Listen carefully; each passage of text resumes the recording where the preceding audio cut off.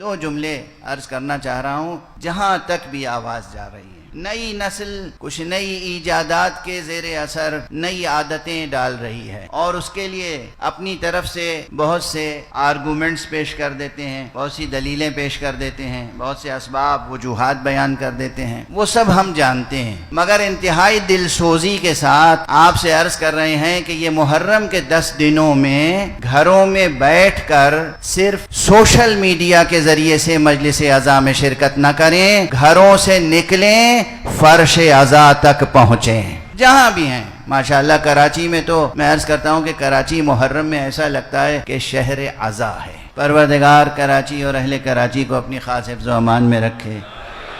اس قوم کو، اس ملک کو، اس ملت کو اپنی حفظ و امان میں رکھے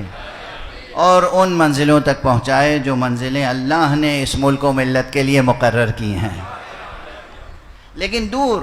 امریکہ سے لے کر آسٹریلیا تک جہاں جہاں لوگ سماعت فرما رہے ہیں، سب سے میری دست بستہ گزارش ہے، آپ سن سکتے ہیں گھر پہ بیٹھ کر مجلس عزا، آپ گریہ بھی کر سکتے ہیں، سب کچھ ممکن ہے، کرتے ہیں بہت سے حضرات، لیکن میری گزارش ہے اور یہ احادیث کی روشنی میں عرض کر رہا ہوں، معصومین کے ارشادات کی روشنی میں عرض کر رہا ہوں، ان 10 دنوں کے لیے پہلے سے اوقات کی تنظیم کریں، اپنی ترتیب جو سال بھر آپ کی روٹین ہے اس میں کچھ فرق پیدا کریں اور گھروں سے نکلیں، فرش عزا تک پہنچیں۔ اسے کہتے ہیں مواسات۔ ابھی میں مصائب نہیں پڑھنا چاہتا، لیکن میں یہ جملہ عرض کروں، اگر کسی کے گھر موت ہو جائے اور وہ آپ کا عزیز ہو تو آپ فون پر بھی اسے پرسہ تو دے سکتے ہیں، مگر جب آپ گھر سے نکل کے اس کے گھر تک پہنچتے ہیں تو پھر اس کے زخموں کا مرہم بن جاتے ہیں، آپ اپنے پورے وجود کے ساتھ اس کے غم میں شریک ہو جاتے ہیں۔ بہت فرق ہے اس دوست میں جو پہنچ سکتا ہو نہ پہنچے اور فون پر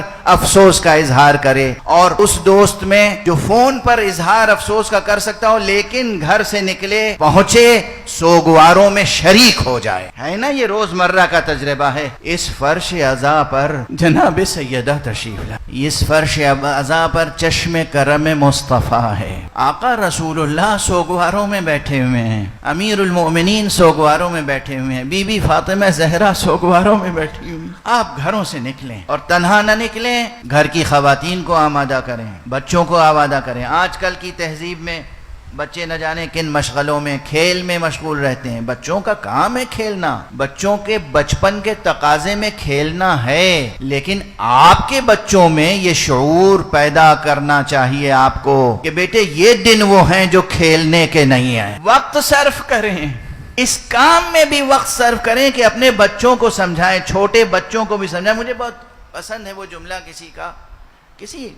عزادار کا جملہ تھا، میرا جملہ نہیں ہے، کسی علامہ اور کسی ادیب و خطیب کا جملہ نہیں ہے، مگر عجب تاثیر ہے اس جملے میں۔ خود مجھ سے کہا تھا مولانا ہمارے بچے تو ماں باپ کا نام بعد میں یاد کرتے ہیں، پہلے حسین کا نام یاد کرتے ہیں۔ اس تہذیب کو باقی رکھیے گا، اس جذبے کو باقی رکھیے گا، اس تربیت کے انداز اور اسلوب کو باقی رکھیے گا۔ آپ کے بچوں کو حسین کا نام پہلے یاد ہونا چاہیے، آپ کا نام تو آ ہی جائے گا بچپن سے، شیر مادر کے ساتھ حب خدا، حب رسول اور حب اہل بیت رسول، یہ اس طرح بچوں میں ودیعت کریں کہ اللہ کی بندگی اور محمد و آل محمد کے ساتھ عہد وفا کا حق ادا ہو جائے۔